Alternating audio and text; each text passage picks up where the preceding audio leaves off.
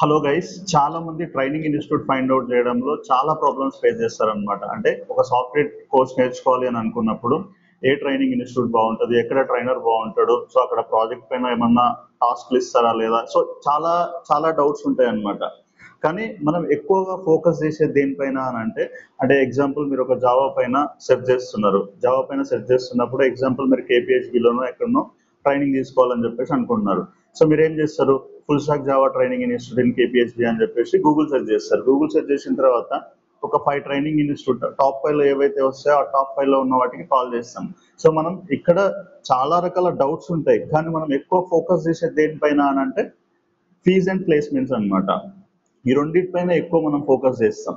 So ఈ రెండింటిపైన ఎక్కువ focus చేస్తాం, కానీ అక్కడ వాళ్ళు నిజంగా సబ్జెక్ట్ ఇస్తున్నారా లేదా, నేను అక్కడ సబ్జెక్ట్ నేర్చుకోగలనా లేదా, సో నాకు రేపు ఫ్యూచర్లో ఇక్కడ నేను ట్రైనింగ్ తీసుకుంటే నాకు ఒక జాబే కాదు, జాబ్ వచ్చిన తర్వాత నేను అక్కడ సర్వైవ్ అవ్వగలనా లేదా, సో ఇలాంటివి చాలా ఉంటాయి అన్నమాట. సో అలాంటి అన్నీ మనకు తెలియాలి అని అంటే మనం ఒక ఫీజే ప్లేస్మెంటే కాకుండా ఇంకా కొన్ని తెలుసుకోవాలి అన్నమాట.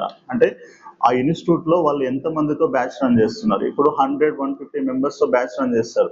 సో 100-150 మెంబర్స్ తో బ్యాచ్ రన్ చేసినప్పుడు అక్కడ మీ నేమే తెలిసే ఛాన్స్ ఉండదు అనమాట ట్రైనర్ కి. అంటే ఆ 100-150 మెంబర్స్ లో మీ నేమ్ ఎలా గుర్తుపెట్టుకుంటాడు ఆ ట్రైనర్, గుర్తుండే ఛాన్సే ఉండదు. అలా గుర్తుండనప్పుడు ఒక ట్రైనర్ కి మీ నేమే తెలియనప్పుడు మీకు దానిపైన కంప్లీట్ గా అంటే మీరు లైక్ మీకు దానిపైన సీరియస్నెస్ ఉండదు అనమాట. అంటే నేర్చుకోవాలనే సీరియస్నెస్ ఉండదు, ఏదో అలా వెళ్తుంటారు వస్తుంటారు అంతే ఆ బ్యాచ్ లో మీరు. కానీ ఎక్కడైతే 15-20 మెంబర్స్ లేదా 10-15 మెంబర్స్ ఉన్న బ్యాచ్ లో మీ నేమ్ ఆ ట్రైనర్ కి తెలిసే ఛాన్స్ ఉంటుంది. ఆ ట్రైనర్ తెలిసే ఛాన్స్ ఉంటుంది కాబట్టి నేను రేపు నెక్స్ట్ అంటే క్లాస్కి వెళ్ళినప్పుడు వీళ్ళు ఏం అడుగుతారో అన్న భయంతో నువ్వు ప్రిపేర్ అవుతావు. సో భయంతో ప్రిపేర్ అవుతూ అక్కడ 15-20 మెంబర్స్ ఉంటారు కాబట్టి మీ పైన కాన్సన్ట్రేట్ చేస్తారు. మీరు అడిగిన ప్రతి డౌట్ కి వాళ్ళు ఆన్సర్ చేస్తారు అనమాట. అంటే వాళ్ళ దగ్గర తక్కువ మంది ఉంటారు కాబట్టి వాళ్ళు ఆన్సర్ చేస్తారు డెఫినెట్ గా. సో అట్లా మీరు 10-15 మెంబర్స్ లేదు 15-20 మెంబర్స్ ఉన్న ఇన్స్టిట్యూట్ ని ఫైండ్ అవుట్ చేయండి ఫస్ట్. ఇది ఫైండ్ అవుట్ చేసిన తర్వాత నెక్స్ట్ ట్రైనర్ అన్నమాట. ఈ ట్రైనర్ కూడా రియల్ టైం ట్రైనర్ ని చూస్ చేసుకోండి. రియల్ టైం ట్రైనర్ ని ఎందుకు చూస్ చేసుకోవాలి మనం అంటే వాళ్ళకి అన్ని తెలిసి ఉంటాయి. ఇప్పుడు ఎగ్జాంపుల్ మీరు జావా తీసుకోండి, జావా తీసుకుంటే ఇప్పుడు ఏ ప్రాజెక్ట్ లోనైనా ఎక్కడైనా ఇంటర్వ్యూ అవుతుంది ఆ ప్రాజెక్ట్ పైన అని అంటే, ఇంటర్నల్ ఇంటర్వ్యూస్ అవుతున్నాయి అని అంటే డెఫినెట్ గా వాళ్ళకి spring boot micro services idea ఉందా లేదా అని చెప్పి చెక్ చేస్తున్నారు అనమాట. ఇది ఎవరికి తెలుస్తుంది, ప్రాజెక్ట్ లో వర్క్ చేసే వాళ్ళకి తెలుస్తుంది. కానీ బయట ఉన్న ట్రైనింగ్ ఇన్స్టిట్యూట్ చాలా దేనిపైన సర్లెట్ జేడీబీస్ వరకు చెప్పేసి వదిలేస్తున్నారు అనమాట.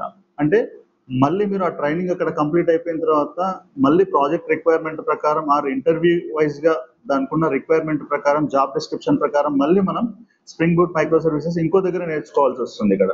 సో అందుకే రియల్ టైం ట్రైనర్ అయితే మీరు ఆయనకు తెలిసి ఉంటుంది కాబట్టి ఎక్కడ ఏది స్ట్రెస్ చేయాలో అది స్ట్రెస్ చేస్తాడు, దేనిపైన ఎక్కువ ట్రైనింగ్ ఇవ్వాలో దానిపైన ట్రైనింగ్ ఇస్తాడు. అండ్ ఒక టాపిక్ చెప్తున్నప్పుడు ఆ టాపిక్ లో వాళ్ళు ఎలాంటి ప్రాబ్లమ్స్ ఫేస్ చేసినారు పాస్ట్ లో అనేది వాళ్ళకి ఐడియా ఉంటుంది కాబట్టి ఇక్కడ మీకు ఈ ప్రాబ్లం వస్తుంది, ఈ ప్రాబ్లమ్ ని ఇట్లా రిజాల్వ్ చేయాలని చెప్పేసి వాళ్ళు డీటెయిల్డ్ గా ఎక్స్ప్లెయిన్ చేస్తారనమాట. నెక్స్ట్ ఒక టాస్క్ ని ఒక స్ప్రింట్ వైజ్ గా చేస్తున్నప్పుడు మనం ఎలా కంప్లీట్ చేయాలి, ఈజీగా ఎలా చేయాలి, ఇట్లాంటి చాలా వాళ్ళ దగ్గర ట్రిక్స్ ఉంటాయి కాబట్టి ఆ ట్రిక్స్ అన్ని ఎక్స్ప్లెయిన్ చేస్తారు. సో మనం రియల్ టైం ట్రైనర్ దగ్గర నేర్చుకోవడం ఈజీ అనమాట. రైట్. సో సెకండ్ పాయింట్ ఇది. థర్డ్ వచ్చేసి మనం ఏం తెలుసుకోవాలి అని అంటే వీళ్ళు ట్రైనింగ్ అయిపోయిన తర్వాత ప్రాజెక్ట్ చేపిస్తున్నారా లేదా, నాకు ఇంటర్న్షిప్ ఉందా లేదా, ఇక్కడ అంటే ఇంటర్న్షిప్ ఆపర్చునిటీ ఇప్పిస్తున్నారా లేదా ఏదైనా కంపెనీలో. ఎగ్జాంపుల్ ఒక మీరు ట్రైనింగ్ ఇన్స్టిట్యూట్ లో ట్రైనింగ్ తీసుకున్న తర్వాత వీళ్ళు ఏదైనా వీళ్ళకి తెలిసిన చిన్న చిన్న కంపెనీస్ లో ఎక్కడో ఒక దగ్గర ఇంటర్న్షిప్ ఇప్పిస్తున్నారా లేదా అనేది కూడా తెలుసుకోవాలన్నమాట. అంటే మీరు నేర్చుకున్న కాన్సెప్ట్స్ ని సమ్వేర్ యూజ్ చేయకపోతే మీరు మర్చిపోయే ఛాన్స్ ఉంటుంది.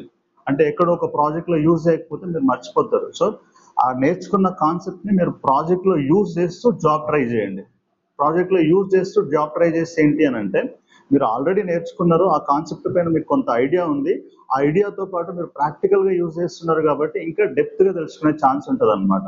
అంటే ఇలా మీరు ఒక ప్రాజెక్ట్ పైన వర్క్ చేస్తూ జాబ్ ట్రై చేయండి, ఏదో ఒక రోజు డెఫినెట్ గా జాబ్ అయితే వస్తుంది. మీ దగ్గర సబ్జెక్ట్ ఉంది అని అంటే వాళ్ళు ప్లేస్మెంట్ ఇవ్వాల్సిన అవసరం లేదనమాట. అంటే ఏ ఇన్స్టిట్యూట్ మీకు ప్లేస్మెంట్ ప్రొవైడ్ చేయాల్సిన అవసరం లేదు. ఏదో రకంగా మీరు జాబ్ సంపాదించే జాబ్ కొట్టేయచ్చు అనమాట. సో ఫస్ట్ సబ్జెక్ట్ నేర్చుకోవడానికి ట్రై చేయండి. సబ్జెక్ట్ నేర్చుకున్నారు అని అంటే మీరు ఒక జాబ్ అయినా చేయొచ్చు, తర్వాత ఒక ఫ్రీలాన్సర్ గా కూడా మీరు ట్రై చేయొచ్చు. ఒక మంచి పోర్ట్ఫోలియో క్రియేట్ చేసుకొని ఆ పోర్ట్ఫోలియో బేస్ చేసుకొని మీరు లైక్ మీ ఓన్ గా కూడా మీరు ప్రాజెక్ట్స్ పైన వర్క్ చేసుకోవచ్చు అన్నమాట. సో సబ్జెక్ట్ పైన కాన్సన్ట్రేట్ చేయండి. ఇలా ఇన్స్టిట్యూట్ ని ఒక ప్లేస్మెంట్ ఒక ఫీజు చూసే కాకుండా ఆ ఇన్స్టిట్యూట్ లో ఎంత మందితో వాళ్ళు ఎంత బ్యాచ్ రన్ చేస్తున్నారు, అండ్ తర్వాత అక్కడ ఉన్న ట్రైనర్ రియల్ టైం ట్రైనరా కాదా, ఇంకా దాంతో పాటు వాళ్ళు ఏదైనా ఇంటర్న్షిప్ ప్రొవైడ్ చేస్తున్నారా లేదా. సో ఆ ఇంటర్న్షిప్ ప్రొవైడ్ చేస్తే ఆ ఇంటర్న్షిప్ బేస్ చేసుకొని మనం జాబ్ కొట్టే ఛాన్స్ ఉంటుంది. సో ఈ ప్రాసెస్ లో అంటే కోర్సెస్ ని చూస్ చేసుకోవడంలో కానీ, లేకపోతే ఇన్స్టిట్యూట్ ని చూస్ చేసుకోవడంలో, ట్రైనర్ ని చూస్ చేసుకోవడంలో, ఇలాంటి ఏ డౌట్స్ ఉన్నా మీకు కామెంట్ చేయండి, కామెంట్ సెక్షన్ లో కామెంట్ చేయండి. డెఫినెట్ గా నేను ఆన్సర్ చేస్తా. ఏదైనా డౌట్స్ ఉన్నా సరే నేను డెఫినెట్ గా రెస్పాండ్ అవుతా మీకు. సో ఇలా ప్లాన్ చేసుకోండి, డెఫినెట్ గా మీరు సక్సెస్ అవుతారు. ఫ్యూచర్ లో మీకు అంటే ఒక జావా పైన ట్రైనింగ్ కంప్లీట్ అయ్యింది, మీరు సబ్జెక్ట్ బాగా నేర్చుకున్నారు అని అంటే మీరు ఇంక పైథాన్ పైన లేకపోతే ఇంకా వేరే వేరే టెక్నాలజీ మళ్ళీ ట్రైనింగ్ తీసుకోరనమాట. ఎందుకంటే మీకు ఆ సబ్జెక్ట్ పైన గ్రిప్ ఉంటుంది కాబట్టి మళ్ళీ ట్రైనింగ్ అనే క్వశ్చన్ మీ మైండ్ లో రాదు. రైట్, ఇలా ప్లాన్ చేసుకోండి. Thank you guys.